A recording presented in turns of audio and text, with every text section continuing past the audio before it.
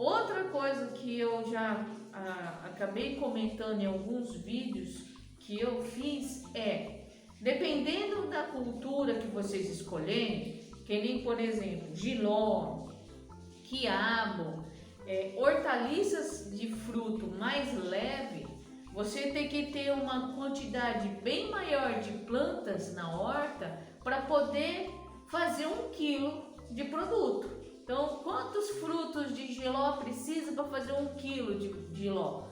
Para quantos quiabos eu vou precisar para fazer 1 quilo de quiabo? E assim vai.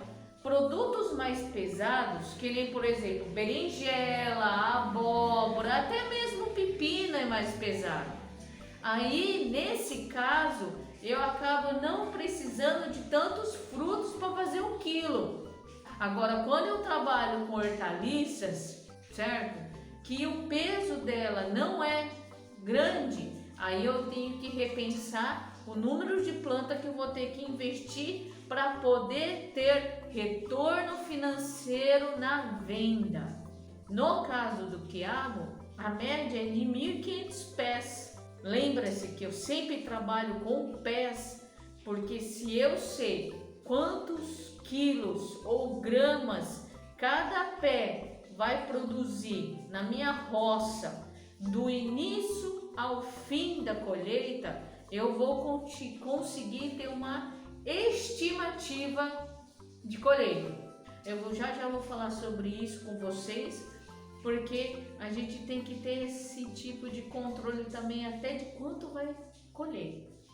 Mas voltando lá, levando em consideração então esses tipos de frutos pequeno, leve, eu tenho que ter maior número de plantas na roça para que eu tenha produtividade em peso, porque tudo que vocês vendem é por peso, não é só por embalagem. Vai depender se vocês vão processar, por exemplo. Mas como geralmente é in natura, então vocês vão colher, dar uma limpeza, né? Fazer uma limpeza no produto vindo da roça, acondicionar, ou seja, ajeitar na embalagem. Independentemente de ser saco, caixa, depende muito do produto que vocês vão trabalhar, tá bom? Então esse é um ponto. Então percebam muito bem que eu já dei algumas dicas importantes para vocês pensarem e saber quanto que eu vou usar e quanto que eu vou plantar. Esses são pontos importantes. Outro ponto que eu acabei de mencionar também se eu tenho uma média de quantos quilos por pé a minha roça vai produzir, eu consigo saber o quanto que eu vou colher dentro do período de colheitas específico.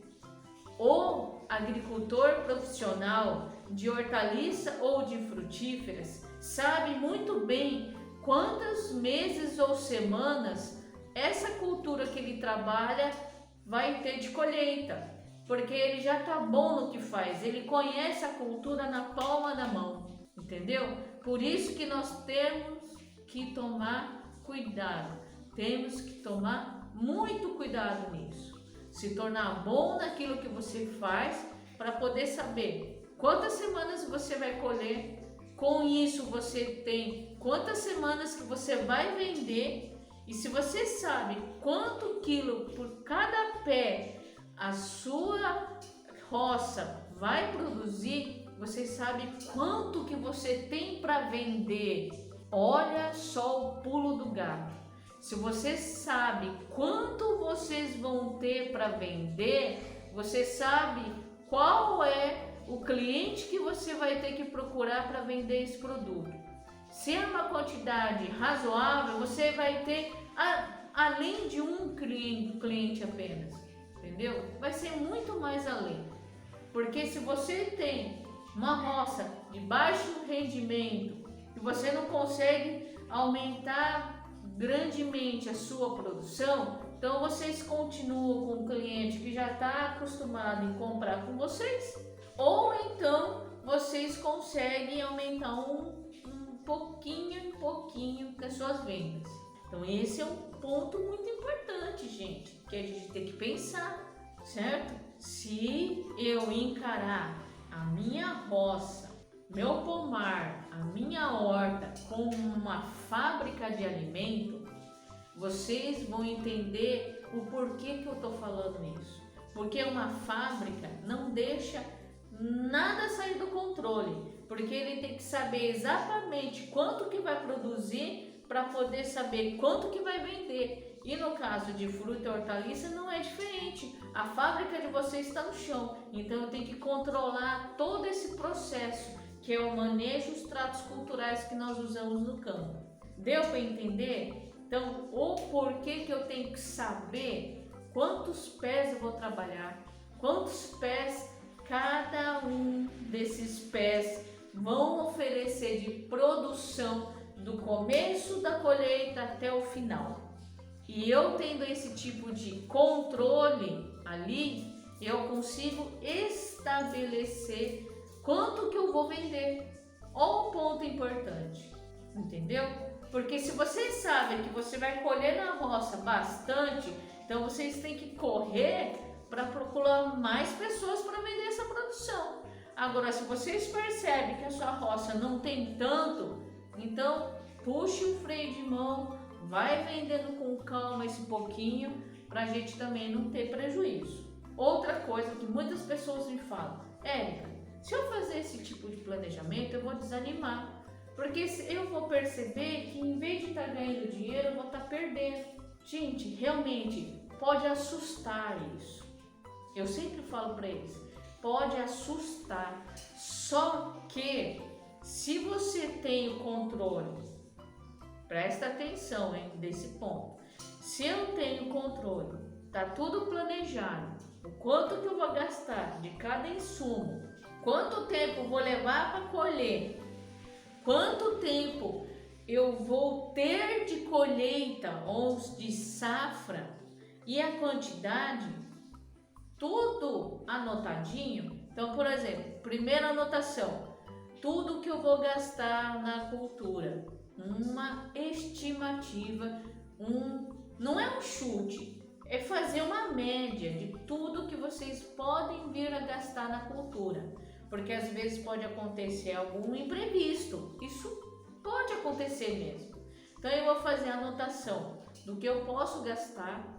Então, se vocês fazem a anotação de tudo que vocês compram, na próxima safra você já sabe tudo que vocês vão gastar. Ó dica. O importante é vocês começarem a anotar alguma coisa hoje, agora, depois que vocês fizeram o manejo, de qualquer manejo ali no campo, que vocês aplicou um insumo, jogou um defensivo, fez uma adubação, qualquer coisa que vocês fizerem ali, nesse momento, agora, anote. Porque conforme vocês forem anotando, isso sempre, vocês vão saber, por exemplo, Érica, eu faço escalonamento de produção de 1000 em 1000, ótimo, de 1000 em 1000 pés. Eu trabalho com duas culturas diferentes para que eu possa fazer rotação com elas. Fechou, perfeito. Então, se o seu Zezinho faz isso, sempre que ele planta, ele vai saber tudo que desde que colocou a sementinha até o momento que ele desmanchou, desfez a horta, ele sabe tudo que ele usou. Então ele sabe quanto de adubo de plantio ele usou, independentemente do sistema ser orgânico ou convencional, tá, gente? Se tem alguém aqui que trabalha com orgânico e está escutando meu vídeo, serve para os dois, porque planejamento agrícola, sendo orgânico ou convencional, quanto de adubo de plantio, quanto, contudo com a base de análise solo, tá? Vamos reforçar isso de novo. E o quanto de insumos de forma geral eu vou estar usando. Então, o que seria esses insumos de forma geral?